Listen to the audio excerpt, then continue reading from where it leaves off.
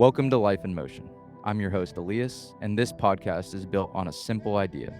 There's no single path to living well. In each episode, we sit down with people from different backgrounds to share practical insights, personal stories, and the perspectives that have shaped their lives. Our goal is simple: do what you love, be who you are for as long as you can. Thanks for being here, and I hope you enjoyed the conversation. All right, here we go. This is Life in Motion, and today I have on JD Tremblay with me. Thanks for joining, JD.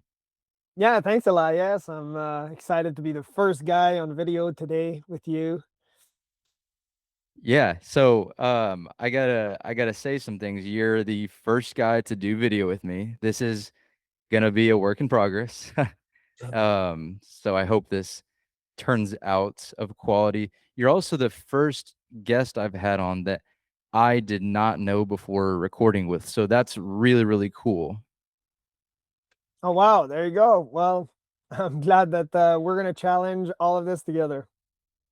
We are, and thank you for doing this and being patient with me. For some background, JD and his team actually found me. Again, super cool. I'm just like in the modern age of technology. You guys found me, reached out to me. You're from Canada, correct? Yeah, that's correct. Yes. So crazy. You found my podcast, reached out to me, and here we are. We set up this talk, and you're someone I'm really excited to interview. Yeah, it's going to be a great conversation. So, to just get it out there, JD Tremblay, you are an ultra marathon athlete. You're also an author, a coach. You do a lot of things. That's correct. Yes. You are an endurance athlete, an ultra endurance athlete who has run many races, and you've completed one of the most craziest events I've ever heard of. EPICDECA, is that right? EPICDECA? Yeah, that's correct, Elias. Yep. Okay. And also, correct me here if I'm wrong. That is 10 Ironmans over the course of 10 consecutive days across, it was 6 Hawaiian Islands. Is that right? Yep. Yeah, that's correct. Yes. And I really wish there were words to express this. That sounds so made up to me. Yeah, I looked up on AI how fake I can be and how much I can fool people. And then I said, well, he came up with somewhat of a weird name. So EPICDECA, that sounded weird. So nobody would know about it. And so I made it all up. And then I just said, oh, I'm just going to go on the podcast and tell people about it. So yeah, that's about Yeah, how it yeah. went. And then the real story is, yeah, we were three people that finished this event. 10 people registered, and 6 people showed up on the start line. And it seems crazy to people, but really, it's just about following certain system and structure, and then you get to certain feeds that seem really outside of this world, but really they seem normal once you're getting in the game of the ultra world. He did not make that up. This guy actually did what we talked about. He completed the Epic Deca. I'll repeat just because it's 10 marathons or 10 Ironmans over the course of 10 consecutive days, spanning 6 Hawaiian Islands. That is absurd. It's super cool. And it's super cool to hear of these like peak athletic performances. Like humans can do that. You did that. You're part of one of three people to have ever done that. And that is just so cool. So I cannot wait to pick your brain. But let's start from kind of the beginning. So you've run other races, you've done other things, but when did this all start? Like, when did you start running and competing and all of that? Running and competing was only in university, and I was looking for some form of healthy challenges and coping mechanisms to overcome certain mental challenges, especially moving from the military background to the civilian life. And I eventually stumbled on Ironman, and then I thought, well, this is easy. And so I wanted more. So I went to do an Ultraman. And so I was scared of the Ultraman at first, just double the distance over the span of 3 days. And then I decided I wanted to go to all the world championships, and then the EPICDECA just fell right there on my lap because again, it was really a blessing, and I decided to hop on it and go with the EPICDECA the EPICDECA race. Yeah, so for the listeners out there, in case they didn't know, can you give me the events and the distances or of what these races consist of? Yeah, for sure. So the EPICDECA is put on by the company called Epic 5. Epic 5 is every year for the last, I would say, about 20 years. And every year they do one race. The race consists of 5 Ironman on 5 islands, 5 consecutive days. And for those not familiar, an Ironman is a triathlon, so swimming, biking, and running. And within that umbrella of that sport, you have multiple distances. One of those distance is the Ironman-distance, which is 140.6 miles of swimming, biking, and running. And for their 10-year anniversary, they did an EPICDECA. Deca in Latin, that means 10. And so they doubled the distance. And well, there's only 6 islands. We had to double on some of the islands, but for most of them, we hopped from island to island. So not only do you finish 140.6 miles of swimming, biking, and running, but you do that 10 times on 10 consecutive days. So that equates to 1,406 miles of swimming, biking, and running throughout all of the islands. Yep. Quite the tourist tour. Yep. I'm sure you got to see everything. Yeah. I've been everywhere. I swam it, I biked it, I ran it, and after I got that, I was talking to a friend after I was getting a tattoo and became my friend. And the guy, it was right after the EPICDECA.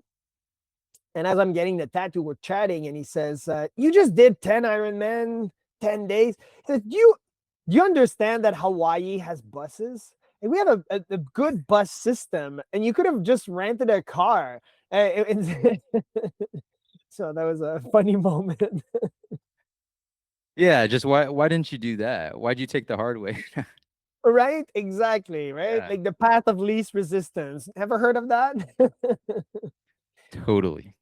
And no, but again, dude, I wish there were words to say that sounds made up. I think that is something, or hearing you accomplish something like that means that almost anyone can accomplish their goals, no matter how different or little they are compared to yours. That's exactly the message that I want to convey to everyone. There's nothing special about JD. Anybody can face that mountain that they have, whether it's starting that business or trying to have better relationships, or like, this is somewhat of a fake environment. Swimming, biking, and running isn't the big challenge. It's a tool to inspire others and to show that I can accomplish my mountain. And we're all facing certain giants in our life if we're looking at the David and Goliath analogy. And so it's about, again, stepping on the court and facing those giants, or doing the hard parts of facing that mountain and doing all the hard steps that it takes, putting one foot in front of the other in order to climb. What I mean by your mountain is that for me, that was the EPICDECA. That was the giant that I had to conquer at the time. Right now, I have different and multiple other giants that I am fighting. However, at that moment, that was the EPICDECA, and I am challenging everyone, men, women, children, to again face those mountains. It might look really, really steep. It might look uh, that you can't accomplish the top of it, or even reach the top of the mountain. I remember we did a retreat with some guys, and one guy was looking at the top of the mountain, and we were in a mountainous terrain, and we were going to climb a mountain, and this guy said, "There's just no way we can climb this." And by the time of the end of the retreat, he had climbed that mountain so many times that he knew exactly how much time it would take him to go from the bottom to the top and do the entire circle back. And he wanted to beat his time. And now he was at lowering his time rather than not knowing that he could reach the top of the mountain. So very often we just put those limitations on ourselves. So yes, I'm a big advocate of helping people just achieve these peak performance and break those limitations that they're setting on themselves. Yeah, and I think what I'm hearing is a lot of those limitations sometimes are psychological. I mean, yes, the human body has limits, but um, if you don't do the thing or attempt or train, I mean, that's more into mindset, is it not? Yeah, definitely. Brain is designed, and not just the brain, but the entire body is designed for survival. So what we've learned is how to survive. One good way to see it also is in lying. We don't have to learn lying. It's just inherent. It comes with the flow of how you will survive. What you're doing is you see a threat from your parents, and then you will eventually lie as a result of that survival mechanism. You're trying to survive a threat. And so the body is designed for it. And so now we just have multiple data points and we're analyzing all of it. So when you're tackling or taking data points based on trauma and you're adding them to all of our systems, and that creates a big um, a larger limitation. Now, once you're able to see, I can do a 5K, or I can do a 10-kilometer run, or I can do a half marathon. Now you're breaking those barriers that you've set in the brain. So definitely, it's a mindset, and it has to change. And people can overcome these fears and these challenges. I agree. And like you said, through exposure of trying, and I talk myself out of so many things. And then I see myself do it and I'm like, dude, it was very within reach. Within reach is the perfect word. Just within reach. It doesn't mean it's going to be easy, but it can be accomplished. Yep, definitely. You just have to try. You have to, again, follow a certain structure that you can put in place. And you just have to learn from these individuals, because there's two ways to learn. You can either learn from your own mistake, or you can learn from others. If you learn from others, then you have to know where the source comes from, because there are some bad coaches out there and there are some amazing coaches, right? I could have made up the EPICDECA, but once people are going to just look up JD Tremblay, they'll figure it out that it was real. Um, but but there are some people that are not or don't have the lived experience, don't have this educational background to again back up these skills. And then there are some people where they have to learn the hard way, which is to learn by going at the bottom of the barrel or learning from their own mistakes. So it's either you learn from others or you're going to learn from yourself.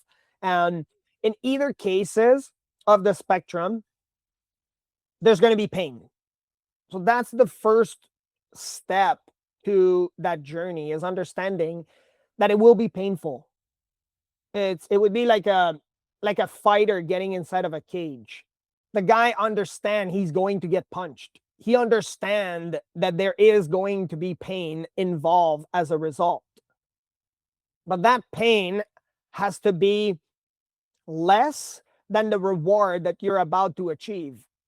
For example, if I say, Elias, I'll give you $1 million if I can just punch you once in the face as hard as I can with brass knuckles, and it might break your nose, well, you understand that even with surgery, it would be much less than $1 million. And so there's a high likelihood that you will say yes. So the pain is less than the reward. So you just have to place what is your value system based into a hierarchy or a pyramid system. Use it in the analogy that you want. But the first step is understanding that pain. So once you can understand that pain, then you can see there is pain on one side. I will get punched, or in my case, I will do the EPICDECA. It will be painful. And there's going to be pain on the other side. Because what about the pain of regret of everything that I could have accomplished with the EPICDECA, and now I chose not to do it? There's pain on both sides of the spectrum, and same as people that spend their time on the couch, just watching some videos and eating food that is not conducive to their healthy living. You might end up more often at the doctor's office as a result. I might end up more at the doctor's office for other reason, like getting hit by a truck or swimming with sharks. Or there's no way, by the way, that I can have an insurance company for life insurance. I am uninsurable. So yeah. That's funny, man. I Yeah, mean, you're I look doing at the extreme things. I look at the what is it called, like the form for life insurance. I did that a few times, and then I'm saying, okay, well, do you skydive? Yes. Do you?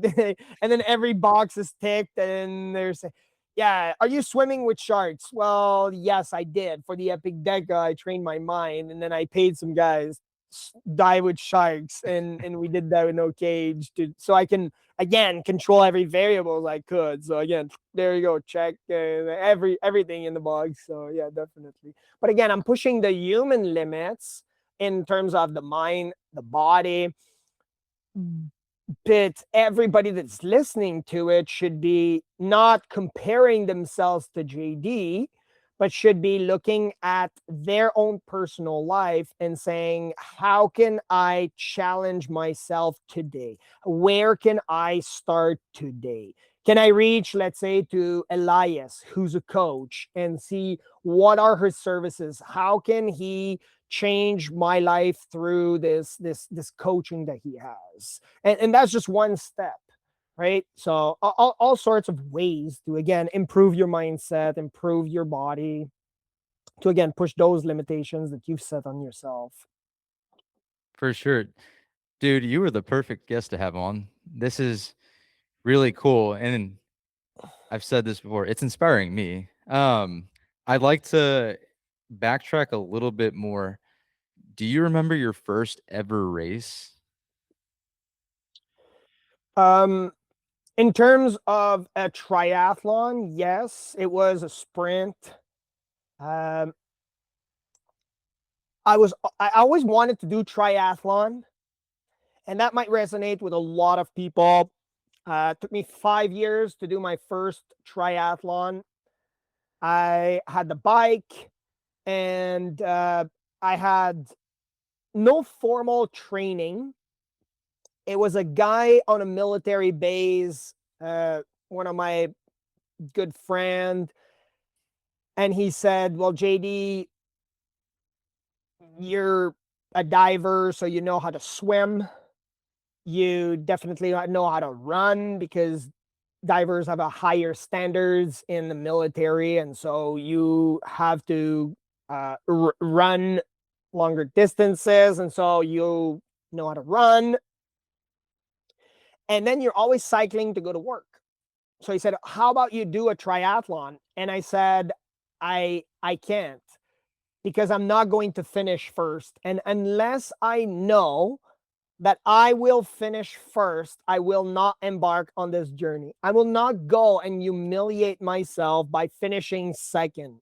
Somewhat of a Ricky Bobby mentality. If you're not first, you're last. I was just missing the shake and bake. And my first triathlon, I finished I can't remember exactly, but I would finish within top 10 overall.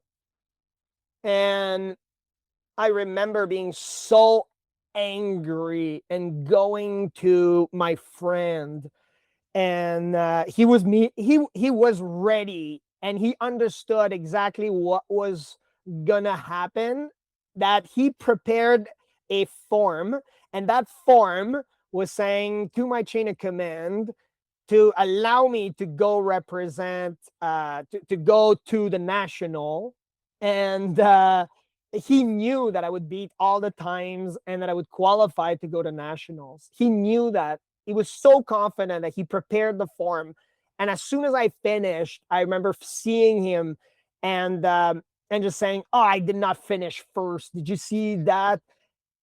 And he said, "JD," and he hid that from me until he passed away because of some PTSD and military complications. And his wife at his funeral said, "JD, do you understand?" And she said he would come home, JD, and be so angry because he knew for you it was natural. For you, you had it in you, but you were just not at your full potential. And he really wanted you to be at that full potential. And he was angry at me, but not showing it. So that was my first. That was my first race as a triathlete. And then my second one was nationals. So I finished fifth or sixth. But again, I it was not first. It was not That first. so I had to break that barrier. That was again pride. So that's what I love about these events now is I can't finish them all. I am not the best. I am not the and I have to understand I'm not the smartest in the room, but I have to understand which room I'm supposed to be in at which moment so that I can grow, so that I can inspire. And yes, my room might be higher in certain categories, maybe financially, or maybe in terms of racing, or maybe in terms of ultra events, or in other aspects of my life, I might be in a different room than the person listening to this. But they have to understand that they're starting from uh, a different point of like benchmark. Yeah, that would be the word. And so once they can understand that's my benchmark, I'm willing and I'm understanding that I will have to go through pain, the pain of humiliation that you're not going to finish first. It's rare the amount of people that just go into a race, finish first. And I would say it's hurtful even more to people if they finish first all of their races quite rapidly. Because if you're too good, too fast, you will get bored. And what about the day that someone beats you? You will have an even higher pressure because now everybody will have their eyes on you, thinking that you are to finish first. And I started to understand that when I started to, again, I was top 10, uh, five or six nationals. And then when I started competing at the world championship level, and then I started looking at my times being 100 or 300, or and I'm looking at my competition and seeing that I'm nowhere close to their numbers, then I started understanding that I do fit in that room. I can improve, but I am not at the level that they're at, uh, clearly based on the results. And I just have to train if I want to achieve those results. So it's a big call for people to again have this mindset of really understanding that there is pain on either side. They can start at any point, and that even JD is not immune to pride and all of these mind games. And we all do that, overthinking mind games. I do it. Um, Something that can help, you kind of touched on it, is not everyone needs one, but hey, reaching out to a coach, is that something you've done before? Like, have you had a team of people or a coach or coaches? Yeah, definitely. For a coach, the best advice I can give is 3 months. A lot of coaches out there are having a lot of promises in terms of results, or they've coached a lot of people. I know this coach in I'm not gonna name any names in Montreal, and that coach, they've had a lot of people go through their program, but at the same time, they are a horrible person. But because they have a lot of people go through this program, a lot of people still flood the DM of that coach. So again, you try them for 3 months and then you see if it works, if it meshes well. For me, that's when I started seeing a huge change in my life. Not and the conception that we use coach is necessarily associated with the physical. Yes, I did use coaches that were specifically for triathlon. I had a triathlon coach. For the EPICDECA, I had a cycling coach and a swimming coach and a triathlon coach. So I had three coaches at one time. And they were all for specific parts. And one of them, Tim Floyd, great swim coach in Texas. I mentioned him in my book. He was phenomenal, professional, and really giving tips that were right on point. So again, yes, of course, great coach. And there are even to date. So back then, I was paying for that coach in particular for triathlon. I was paying about 125 a month, and I thought, this is huge. I can't afford that. This is so expensive. But again, it got me to the EPICDECA for 125 a month. And now I'm using business coaches. So I do have business coaches. They are business coaches. They are coaches about a plethora of skills. You just have to understand what are your goals, what are your values, and then pick the coach that you want. But definitely there are some phenomenal coaches, and those coaches, they're great at teaching you those skills that they've seen others. So now you're learning from the experience of others and making much less um, mistakes. And like I said earlier, you can learn in two ways, either from yourself, your mistakes, or from the mistakes of others. I prefer the latter because that's the one that you're going to be having the less amount of pain. It's going to reduce the amount of pain that you're going to go through, and it's going to be way more efficient. So that's why, yes, there are some amazing coaches out there, and I even recommend some people to even get into the coaching business because there are some coaches that are not having or having these skills and not sharing it with the world.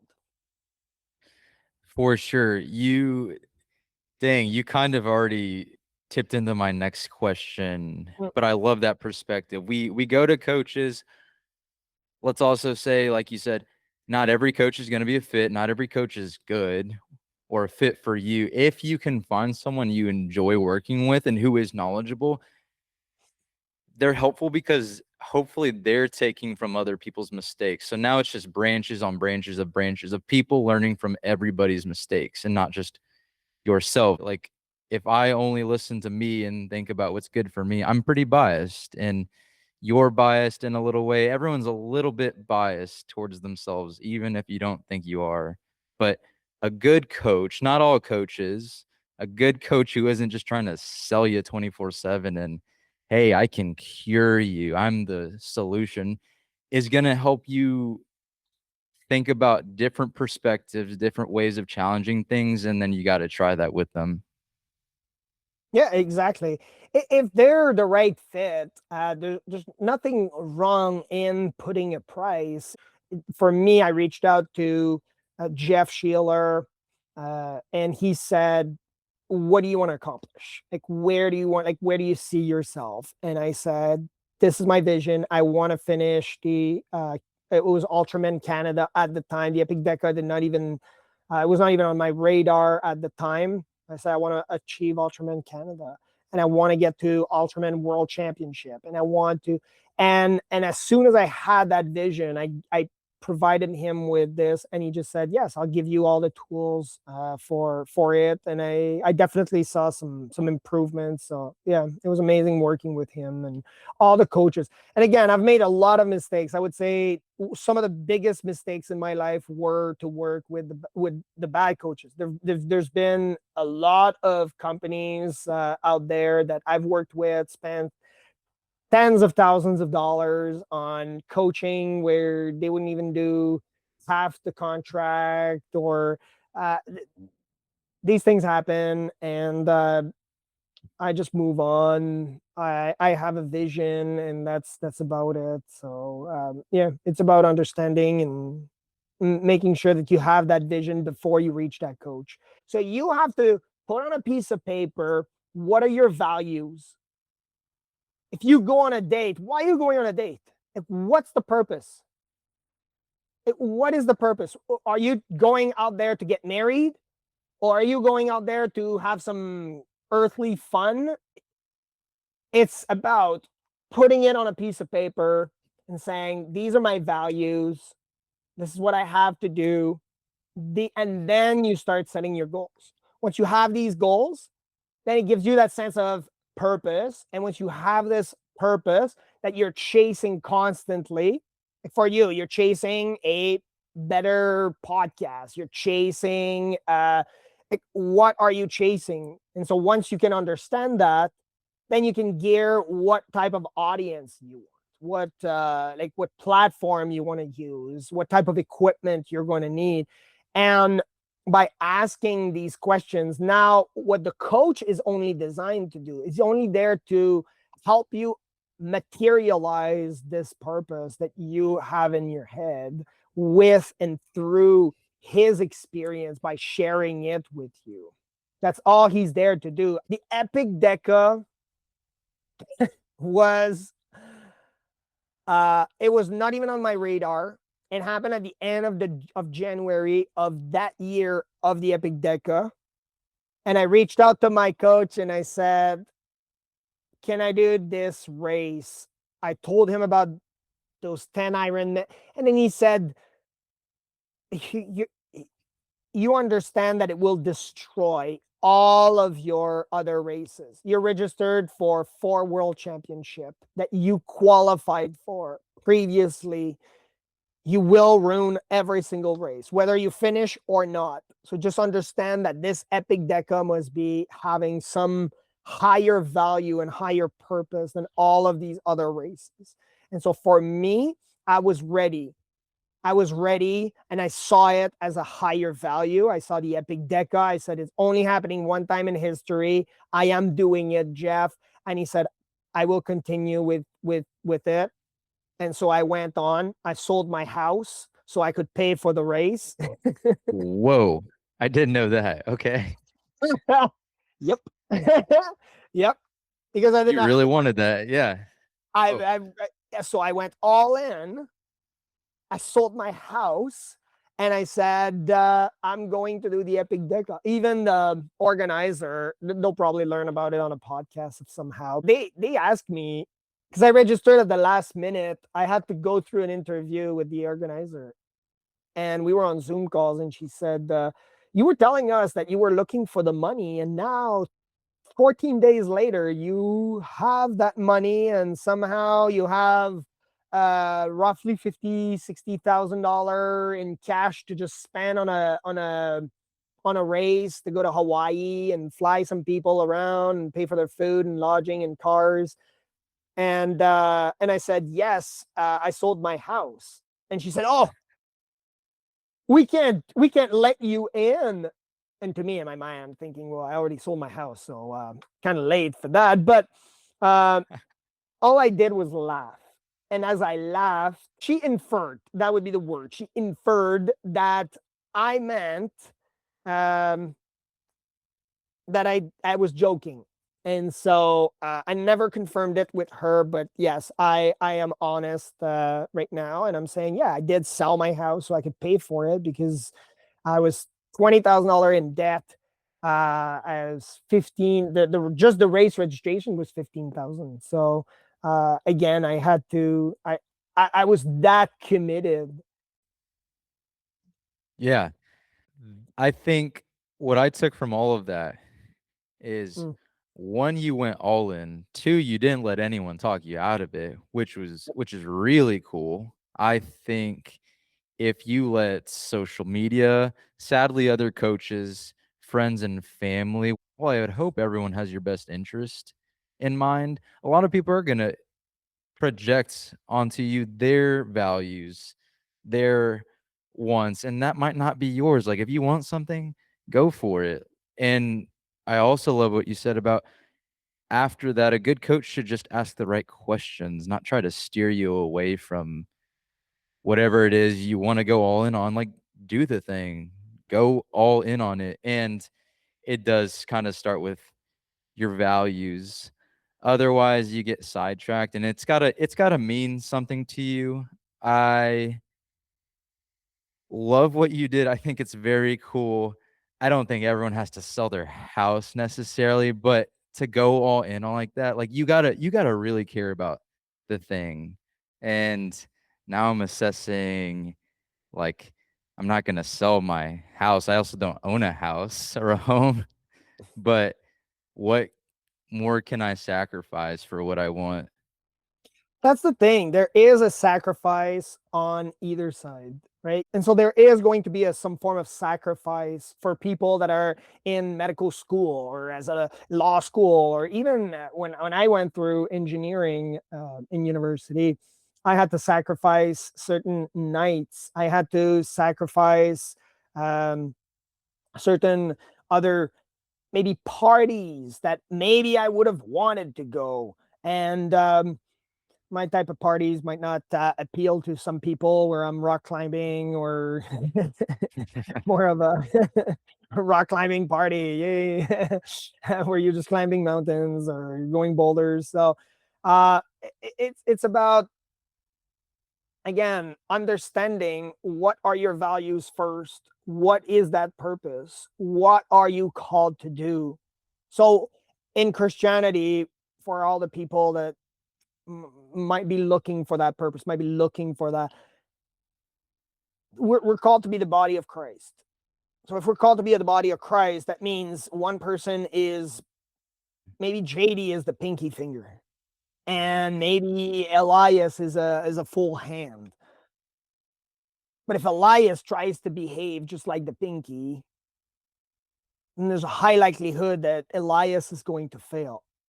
Even though for me, I am successful because I am behaving as the pinky. So for me, I was as a kid, even before, I was trying to fit in, not doing triathlons, being prideful by not wanting to partake in certain triathlons because I would not finish first, which now looking back, it was foolish.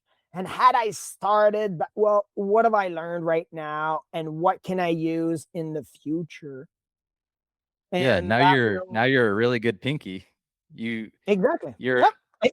a very, very successful businessman, person, athlete, all the above. If nothing else, you are a very, very good pinky. And if people would be staying in their lane, understanding what purpose were they created, then we would have a lot of a better world, because people would understand what their value systems are. For Christians, even easier because we have it written.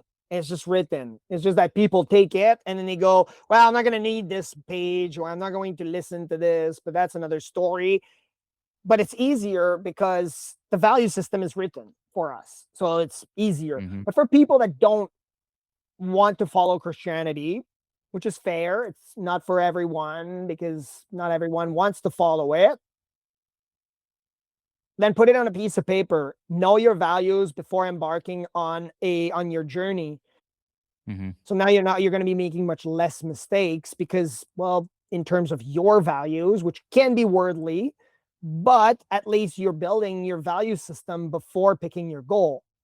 The Yeah. kid that is going to medical school, there's nothing inherently wrong in someone going to medical school or selling your house to do an EPICDECA. Now use it as a metaphor maybe for your life. Would I be willing to sacrifice even my house to go do that event? Or in your case, maybe sacrificing this for this, then understanding that there is a sacrifice that needs to be put in place. So that kid that wants to go to medical school, nothing inherently wrong with it, but it's how he builds his value system and follows it that makes him a wonderfully uh, uh, amazing doctor, because he has this value system before picking his goal. Because there are doctors that don't have solid value system, and that's the world. And then there are some ones that they have a good value system. You just have to pick before. And so sometimes even picking a doctor, well, picking a coach, what are your values? Even when like going to that coach. For us, Hungry Warrior Academy, we're a Christian organization. We do talk about Christianity in our coaching online, coaching sessions, on our courses. We do talk about Christianity.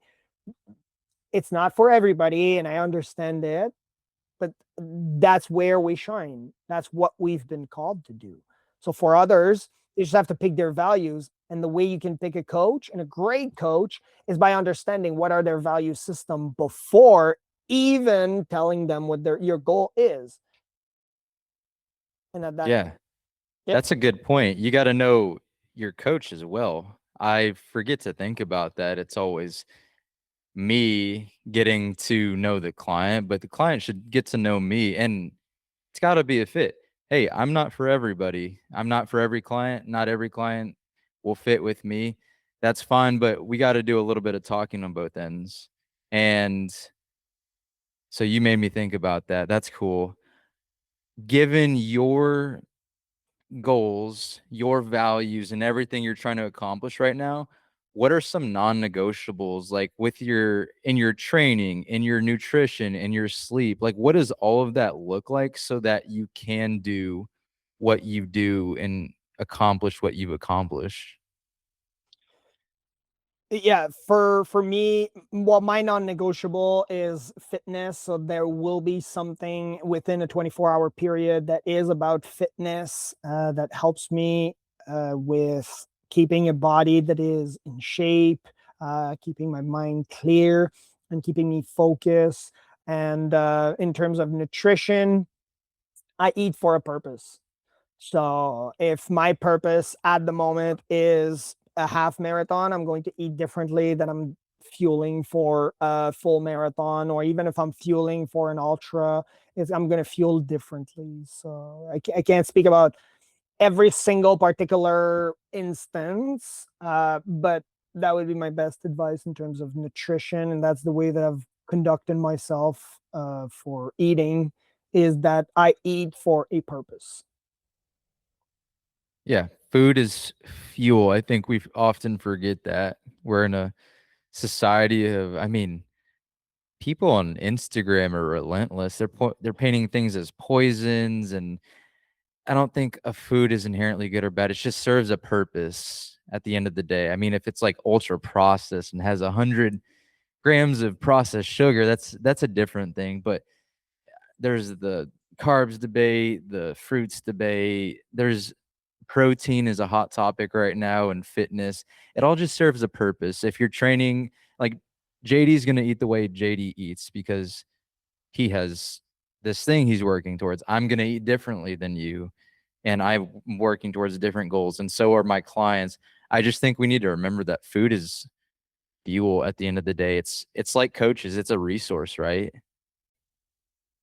Yeah, it's when you're going to eat it. It's how much inflammation it carries in your body, based on how you react. So you have to look at the blood chemistry behind it. So are you having some glucose swings? What type of hydration are your cells able to absorb and be able to utilize it? Are you providing the right environment for that food? So there's all sorts of data points that we can, again, dive into. And that's really the job of a coach, is to help you with those data points that are completely overwhelming. Because if we look at just the egg debate, many people were talking about, well, eating eggs is healthy. And then it was, don't eat the egg yolk because it carries a lot of HDL, which is the high cholesterol. And then now people were saying, no, eat egg white. And so that was, again, so throw away the yolk, keep the egg white, because now that's the LDL. So it helps with your cholesterol. And then people went back and said, oh, we were completely wrong with the egg white and the egg yolk and then the full egg. And so now don't eat eggs. And then they went back, and now we have this carnivore diet frenzy where people are eating just meat and eggs, which again is not a healthy form of fueling the body for most cases. But again, we would have to look at the purpose of the person. It's still not healthy. You're not having all of the nutrients that the body needs just with eggs and meat and salt. That's not a healthy diet to have. But then people are, again, having too much noise of the world. And so the way you look at it is back to, again, the coach is the source. And so the food, same idea. Who is saying this? What is the credibility? It's not because they're online every single day that they have the credibility. It's not because they have all the diplomas and they're talking about nutrition, but they are not carrying a healthy body size. Well, you would have to look at all of those to make sure that you have the right person to provide you with the source of information that is required for you to make a decision that is healthy for your life. Yeah. And that makes me think of, like, little story here. I got pretty sick with some digestive issues about 2 years ago. And to this day, I tell people it was not doctors. I had seen about 3 or 4 doctors in the emergency room. It was not doctors, but it was one of the last trips in the hospital, a nurse practitioner that had suggested my diagnosis. And the guy's still in school. He doesn't have the MD degree yet. He's just helping out, and he had figured out what was wrong with me just by asking questions, observing me, and now I'm being treated and things are great. Yeah. It's whoever can help you ask good questions. And then through trial and error, what works for you? All right, JD. So take me through, what does a typical day of training look like for you? I know that'll for sure vary depending on when in upcoming races or other factors, but in general, how many sessions, how many hours, what does that kind of look like? During the EPICDECA, I was averaging at least, I was averaging about 3 hours a day. And now I am doing a minimum of an hour. And sometimes I would even go less because I'm doing a lot more resistance training. But yeah, right now it's about an hour per day. That's your energy output. Mhm. But again, what about the mental strain? If Mhm. we can say that, and science proves it, that the mind takes 20% of all of your energy globally, and even your brain doesn't stop. It just changes in brain waves, but it doesn't stop when you're sleeping. And you're constantly going in your mind and thinking about new ideas, and there's again, that can take a strain on your systems. Are you having the best workout? Also, is another factor.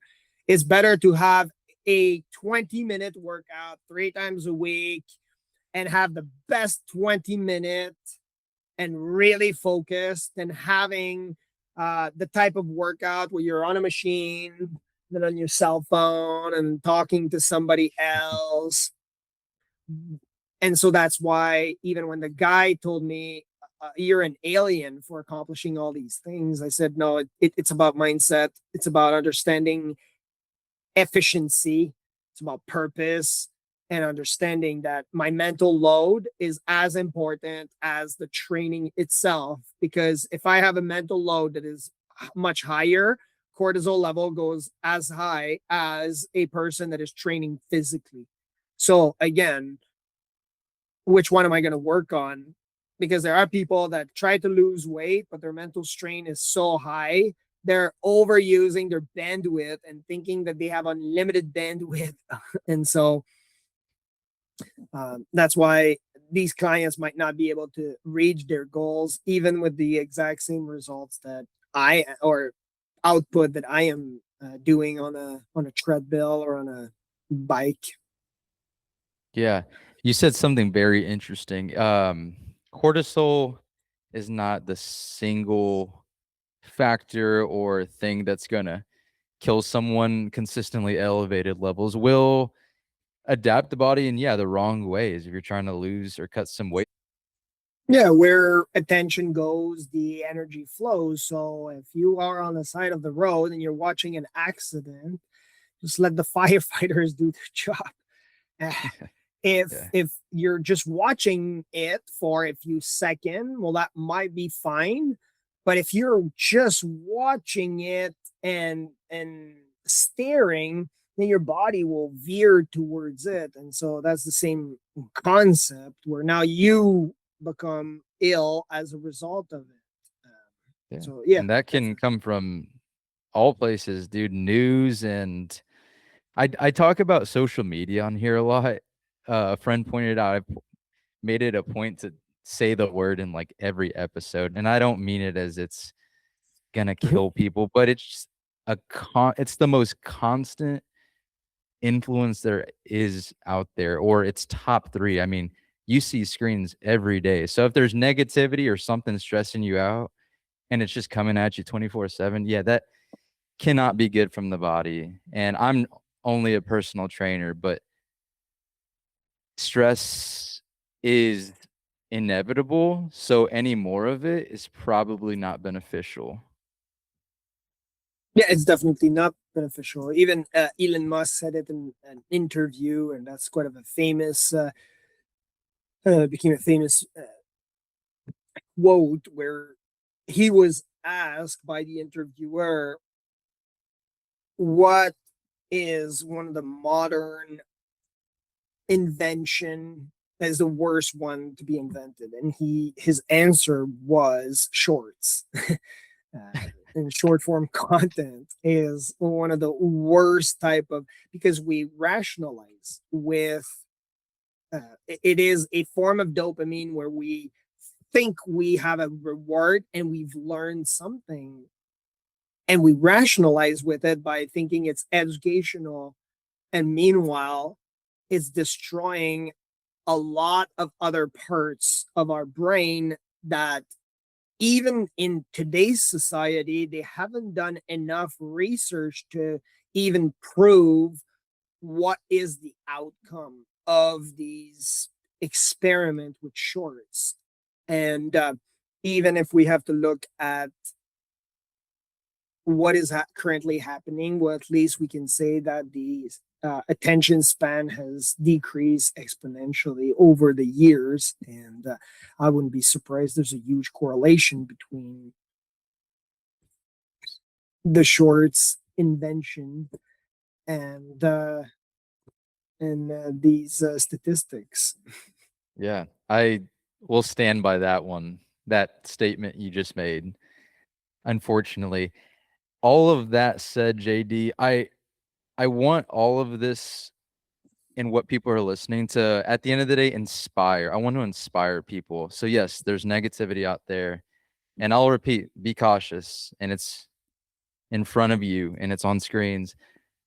But for someone who wants to get into, let's say someone wants to get into running, they want to start running or they're just starting out and it's really, really hard. What advice do you have for that specific person? Because I get this a lot. Find the right type of shoes. Okay. All right. Yep. Yeah, there are lots of brands out there, lots of new foams, new technologies. Find the right type of shoes, and the beauty of these technologies is that now we have different types of shoes for different types of terrain, different activities. So a shoes for tennis is not the same as a running shoe. When I was growing up, the shoe that was for tennis was the exact same for soccer, was the exact same in the gymnasium. When I grew up, there was one pair of shoes that was necessary. But nowadays, the technology has changed quite rapidly in the last couple of years. And there are some shoes, even if you have the money, I would not buy the newest model of elite runners. I would start with a lower model that is, and you would maximize on comfort and you would maximize on training with these shoes. Shoes is very important. Is the sole of your feet. So yeah, definitely shoes. I I would agree. And I'll point this out. The shoes don't make running any easier, but you got to have proper shoes. We don't want you to get hurt. What's the mindset behind someone who wants to start out running? Because I hear this a lot as well.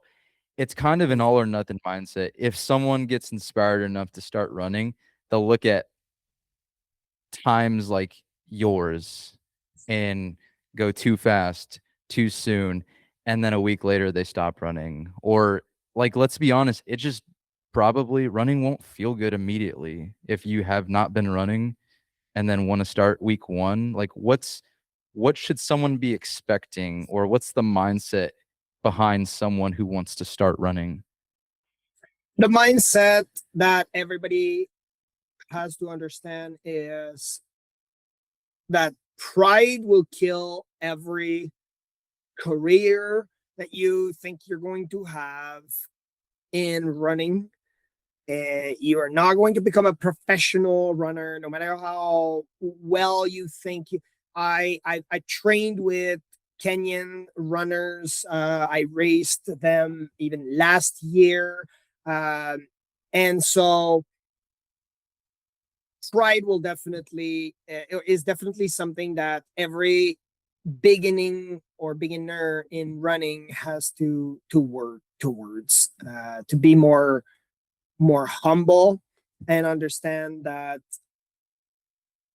it's only the good data. That's why I'm not even on these platforms like Strava or posting all.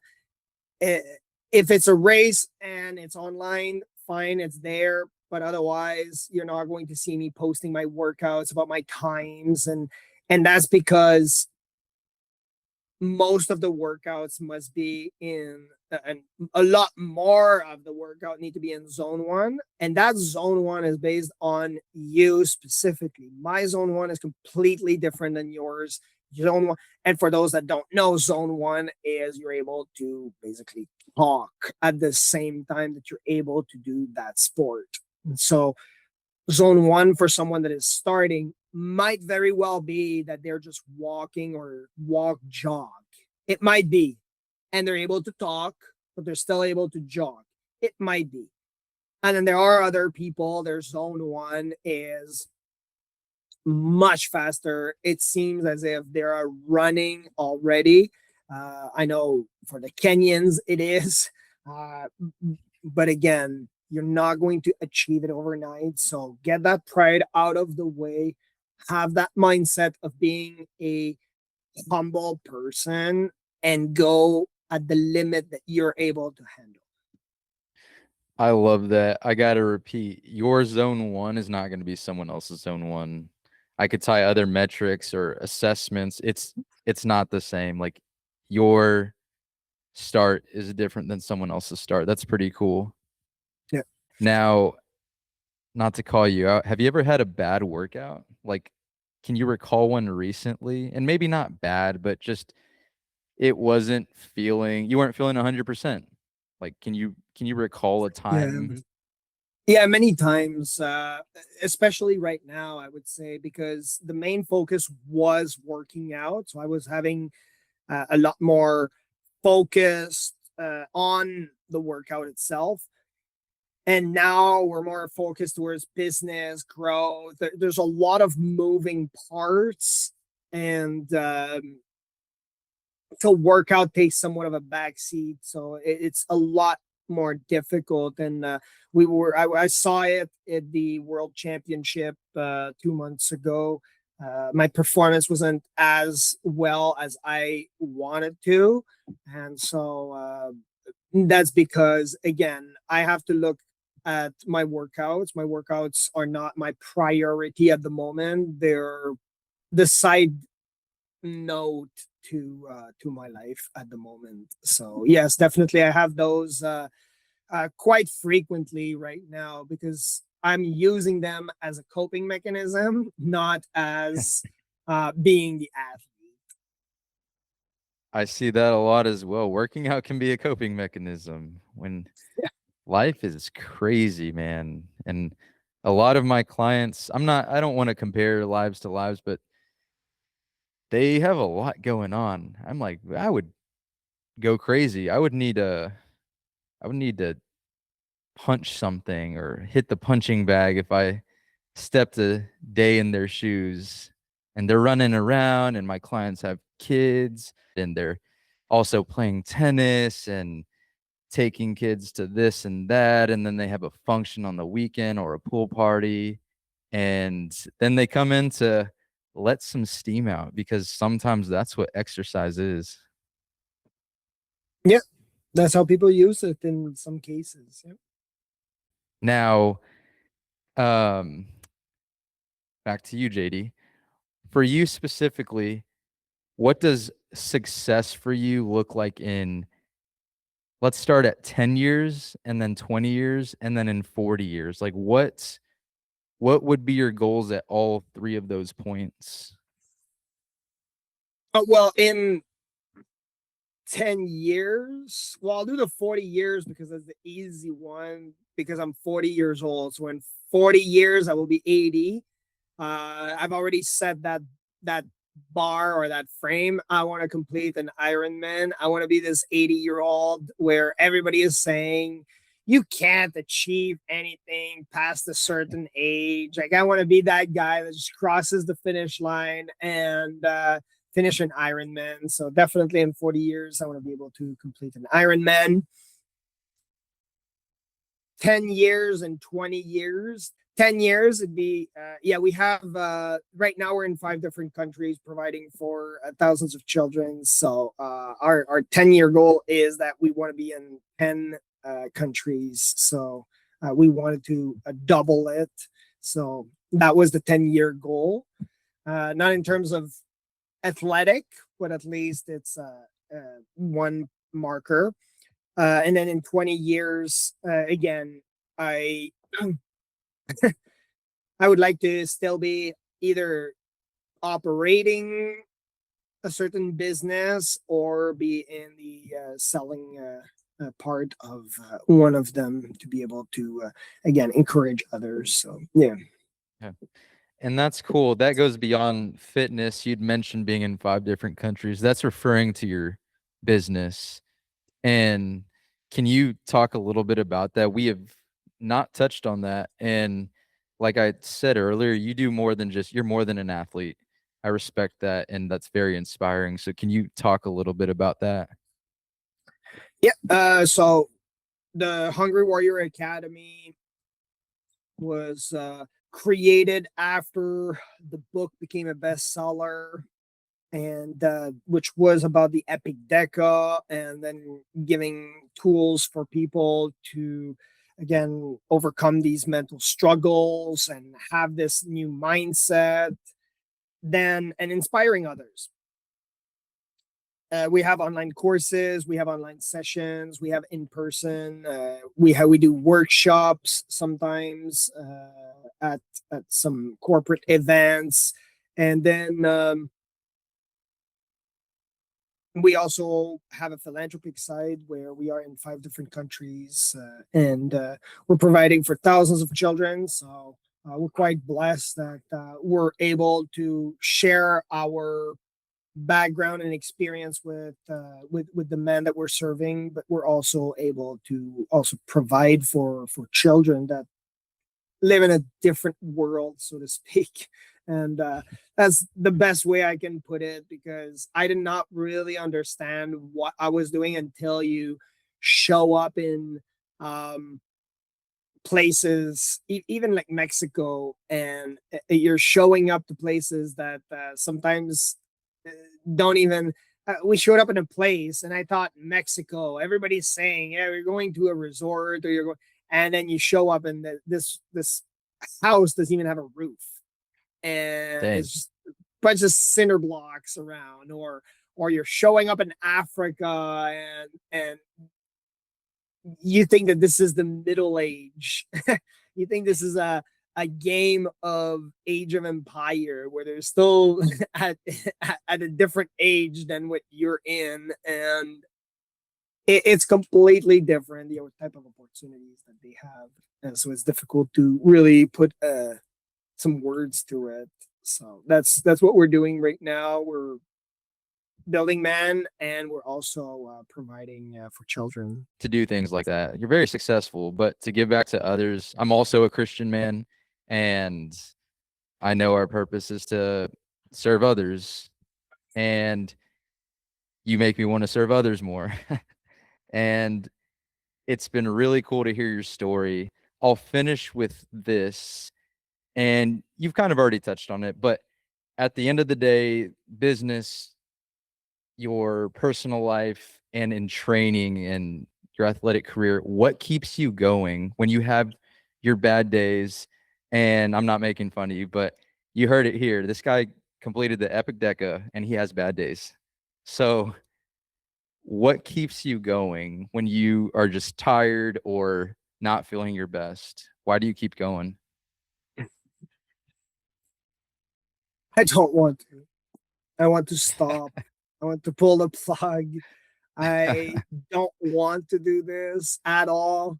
When people are saying, "What is your why?" I don't want to do this at all.